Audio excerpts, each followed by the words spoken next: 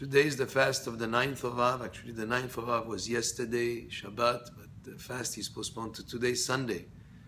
We sat on the floor in the synagogue last night. We sat this morning also on the floor.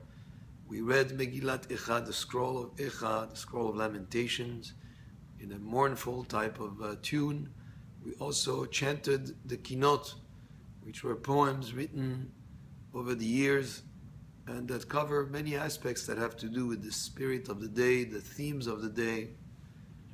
One of the Kinot we chanted compared the exodus from Egypt to the exile from Yerushalayim, the exodus from Mitzrayim and the exodus from Jerusalem, and how the two are so different and on opposite side of the spectrum. All the wonderful and glorious things that we had when we went out from Egypt, the tremendous spirit of wonders that was happening then, and by comparison and by contrast, the difficult times that the Jewish people went through as they went into exile with the destruction of the first and second temple. There's another kina that asked the question, Man nishtana layla hazeh? What is different this night? You know, the same way, using again similar words to what we do at the Seder of Pesach, but saying how different it is the night of Tisha Beav, when it's exactly the opposite. And by the way, it happens to be that in our Jewish calendar, the day of the week that the first Seder of Pesach happens is the same day of the week that Tisha Beav is in our calendar. They are on totally opposite sides of the spectrum. But this is some of the kinot we say. We sang another kinah that had a refrain that repeated chasra, which is we're lacking, we're missing, and this is where the expression in Moroccan Judeo-Arabic is yahsra, which means like, those were the days when there were those wonderful things, whatever we would be referring to, but this kina that speaks about all the glorious things that we're missing since the destruction of the temple and the beginning of the exile. But one thing very important to understand is as we mourn the destruction of the temple, this actually should be a motivation for us to do better, for us to do teshuvah. That's why this afternoon in the Mincha we're going to be reading the Haftarah Shuvah Israel Ad Hashem Elokecha, the Haftarah that stands for the teshuvah, for coming back and repenting. And if we can use an illustration, an example, a story that is brought in the name of the Magid Biduvna.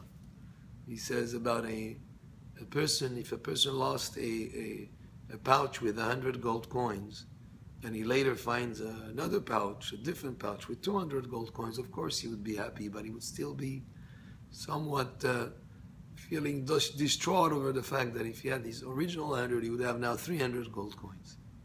But what about a person who carries a bag of wheat grain, and he doesn't know that he has a hole in the bag, and slowly the grains fall off from the bag, and by the time he reaches his destination, there is no more grains of wheat in the bag.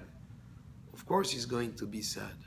But what about if a few months later he takes back the same path that he came through when he brought that bag, and he discovers that the rain that fell caused those grains of wheat to sprout and to cause a whole stalk of wheat to come out.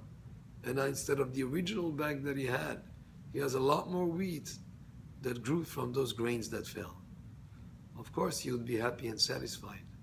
So if we can take those grains of wheat that fell as whatever difficulties that happened on the day of Tisha Beav over the years of history, but if we use them as a way to inspire us to become better people, to do better, to realize what was those situations that caused the destruction, and to from that learn and improve ourselves.